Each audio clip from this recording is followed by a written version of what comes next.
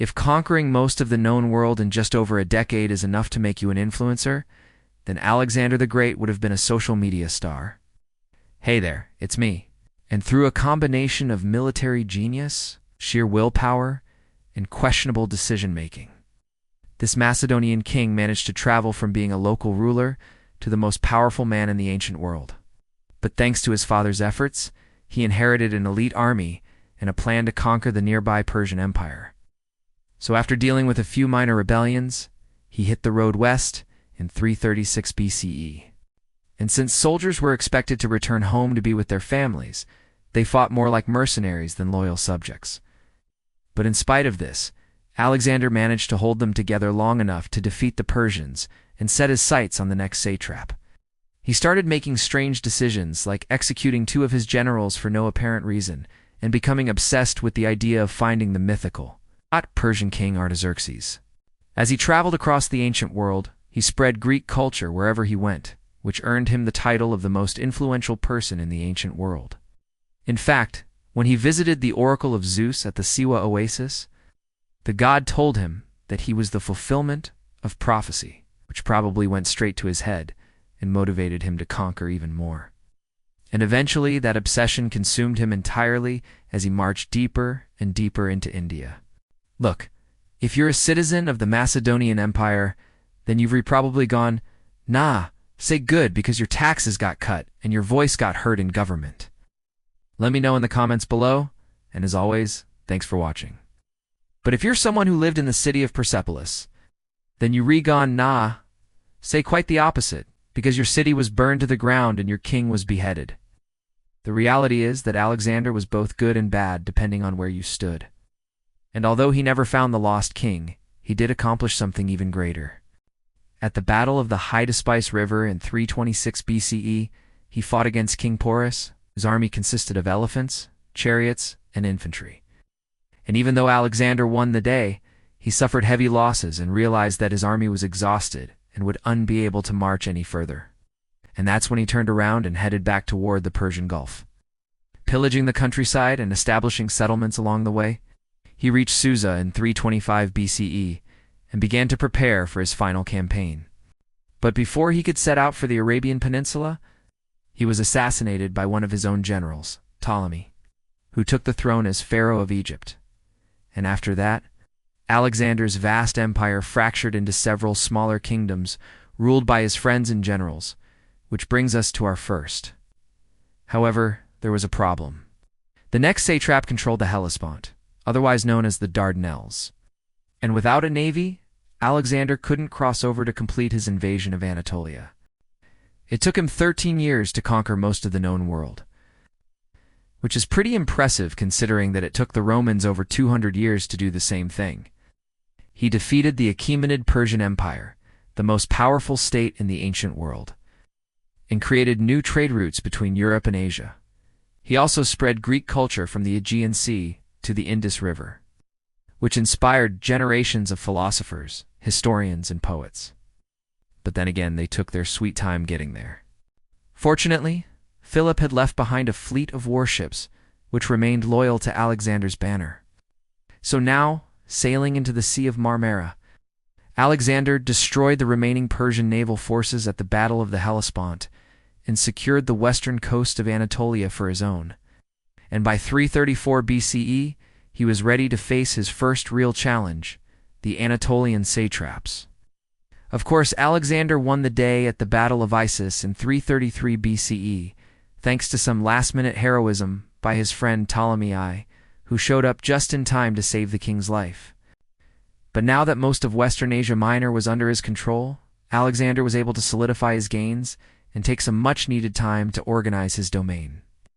See, as he'd taken more and more land, the logistics of supplying and governing his new holdings became increasingly difficult. And in order to better manage the empire, he reorganized it into a series of provinces called satrapies, each ruled over by a satrap, which is just the fancy name for provincial governor. Unlike the Persians, the Macedonians took taxes seriously.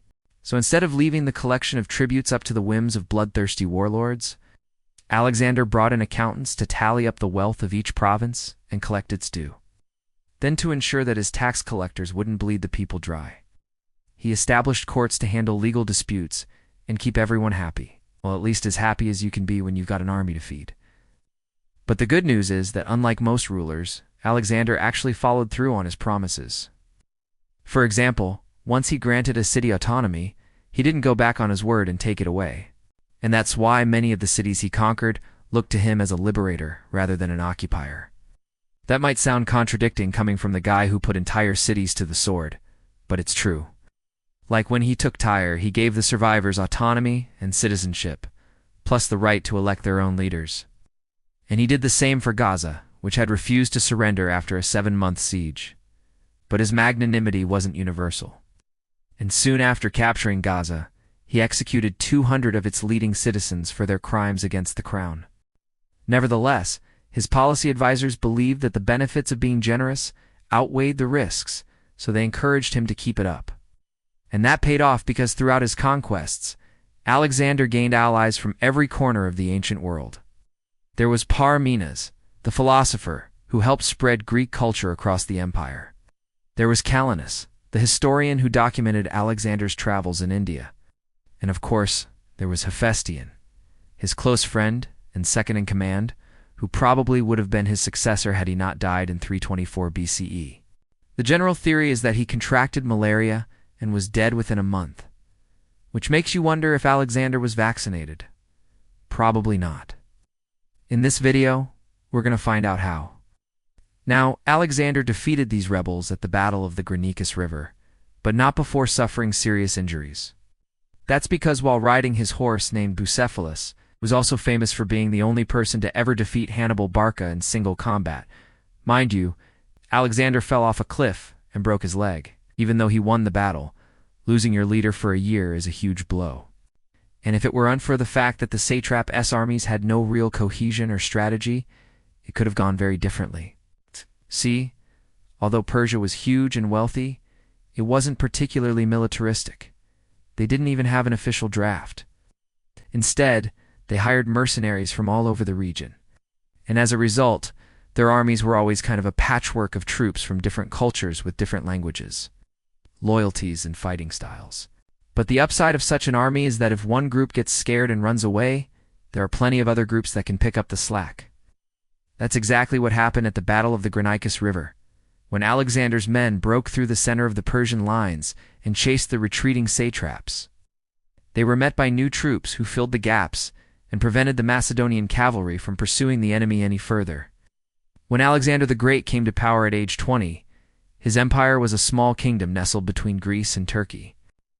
For those who don't speak ancient imperial, it means Alexander had to fight against 3 governors of the Persian Empire who were trying to break away. Now the big thing about Alexander's army was that it was made up of citizens from the city-states of Macedonia. But soon after that, he faced his greatest challenge yet, the coalition of Middle Eastern powers led by the mighty King Darius III of Persia. Now, following his friend's death, Alexander's mental state began to deteriorate. Was Alexander the Great an influencer? Yes, he literally defined the term. How long did it take Alexander the Great to conquer the world? What did Alexander the Great achieve in 10 years? Just a decade, Alexander built a massive empire stretching from Greece to India. And finally, let's answer the question. Was Alexander the Great a good or bad thing? So what do you think? Did Alexander the Great live up to his name? Or do you think he was overrated?